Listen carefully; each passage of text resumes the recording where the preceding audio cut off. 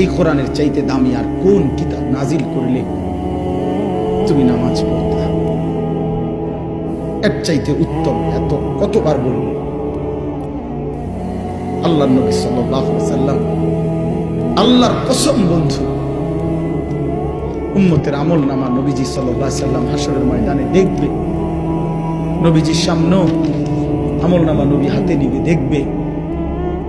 যখন আমল নামা হাতে নিয়ে দেখবে, নবী পৃষ্ঠার পর পৃষ্ঠা ফজরের নামাজ নাই, 5 ওয়াক্ত নামাজ নাই, হালাল রিজিক বলতে কিছু নাই, 30 বছর সুদের টাকা, ঘুষের টাকা, কিস্তির টাকা, 30 বছর ধরে নাচ গান, নাটক, সিনেমা, ঘরে টেলিভিশন, বাজারে টেলিভিশন, স্ত্রী বেপর্দা, ছেলেটা নামাজ পড়ে না, মেয়েটা পর্দা করে না, নিজে বিড়ি সিগারেটের মধ্যে আসক্ত, কারো নামাজ নাই, বন্দিগি নাই, কোরআনের তিলাওয়াত নাই।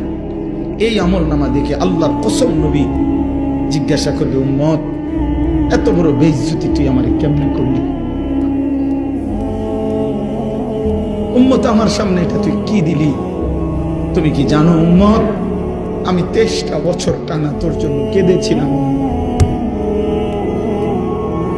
আমি এমন কাঁদা কাঁদছি রে উম্মত তোদের জন্য, এশার নামাজের পরে দাঁড়াইছি, ফজরের আজান পর্যন্ত আমি আমার মালিকের কাছে তোদের জন্য, উম্মতের জন্য চোখের পানি ফেলে কাঁদছিলাম।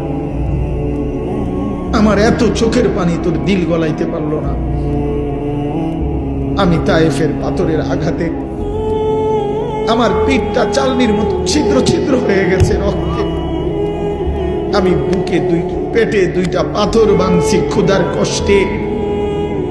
আমি উহুদের দান্দান শহীদ করা রক্তে উহুদের ময়দানে পড়েছিলাম বেহুশ হয়ে।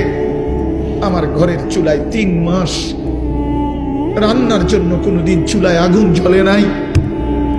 আমার এত চোখের পানি, এত রক্ত, এত ক্ষুধার কষ্ট, কিছুই তোর মন গলাইতে পারলো না, তোরে সেজদা দিতে পারলো না। এটা আমার সামনে কি আল্লাহ? আমি এই আমল নামা নিয়ে আল্লাহর সামনে কেমনে দাঁড়াবো? আমি কেমনে বলবো আমার মালিকের কাছে? আমি কি সুপারিশ করব? আমি কেমনে বলবো রব্বুল আলামিন এটা আমার শ্রেষ্ঠ নবীর শ্রেষ্ঠ উম্মতের আমল নামা?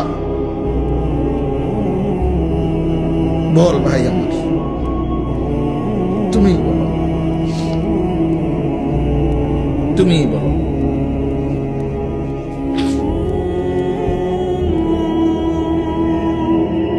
এত বিপুল পরিমাণ মুসলমান